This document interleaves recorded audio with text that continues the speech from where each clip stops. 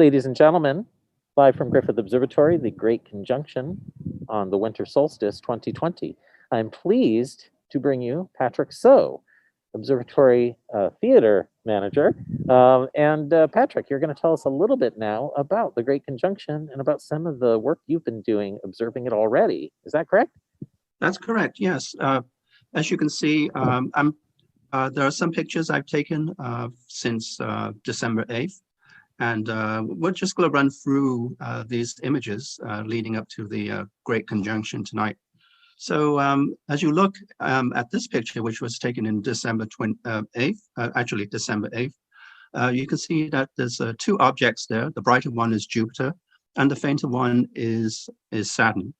Now, when we move forward in time, this is the next one, December 12th, you can see that Jupiter is a little closer to Saturn. I'm just going to run through this next one.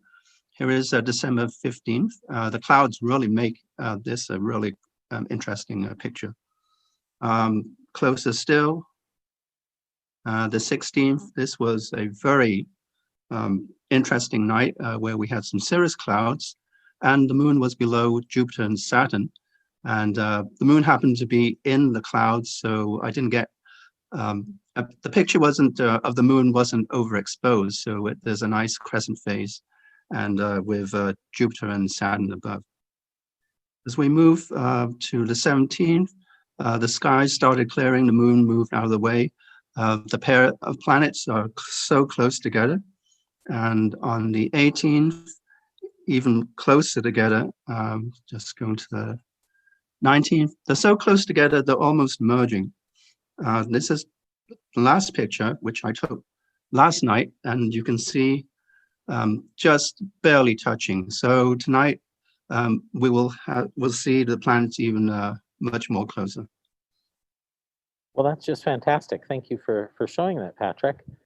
You have a video of all this that you put together as well. Is that correct? Yeah, that's correct. If we can roll the video. Yeah, this is, again, of course, again, a shot of tonight's sunset. They're loading up that video for you. Let's take a look. It's fascinating to watch how you've done this. You centered on Saturn in each of these pictures so we can watch Jupiter appear to get closer and closer. Of course, what you're seeing, the motion is actually caused mostly by the Earth's orbital motion. We are the fastest of these three planets. So it's really sort of perspective, bringing it all in line. So let's roll Patrick's video and we can take a look at this effect. And within the circle there, you can see night by night, Jupiter just sneaks up to Saturn. And this is a zoomed up view, just zoomed up twice, so you can see the same effect. And that was to the 19th. And so we're hoping to acquire these planets, two in the same field of view in the telescope tonight. And we'll bring that to you as soon as we can. Yeah, in fact, let me check with our telescope demonstrator now. Hey, James, are we ready to show Jupiter and Saturn? Have you managed to acquire them? We are ready. We are ready. So let's switch to our live view of the Great Conjunction. Ladies and gentlemen, this is a live view from Griffith Observatory. As you can see, a little bit of shaking there as the wind and James adjusts our view. You are seeing Jupiter in the upper left, Saturn in the lower right of your image. Those are the rings of Saturn. Those are the cloud bands of Jupiter. I'm currently not seeing anything that looks like the red spot to me. I'm not sure. I'll have to wait and see if it clears up a little bit as the seeing steadies, as the atmosphere steadies a little bit. But enjoy this telescopic view of the Great Conjunction. And now we'll bring you some planetarium music from one of our planetarium shows. So I hope you enjoy the music, enjoy the view. We're sorry we're not able to bring you the live chat environment tonight. Unfortunately, we didn't have the staff to be able to host that for you.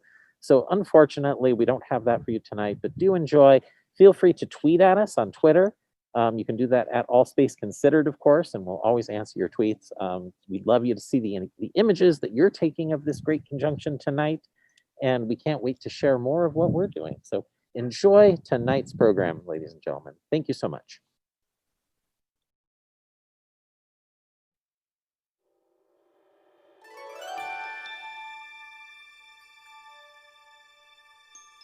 Of Aquarius. And that's not all. Tonight, the two largest planets in our solar system will put on a show that has not been seen in centuries.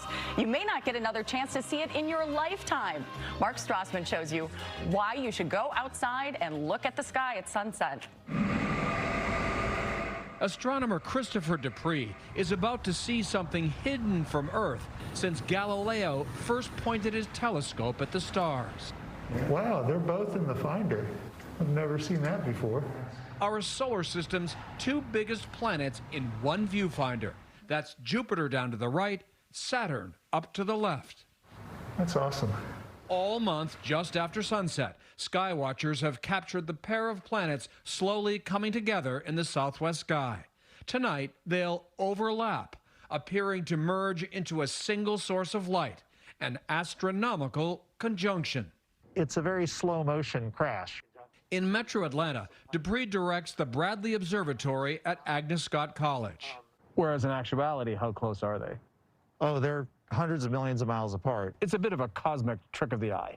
Yeah, exactly. Just like constellations are. It has to do with orbits and tilts and cosmic clockwork.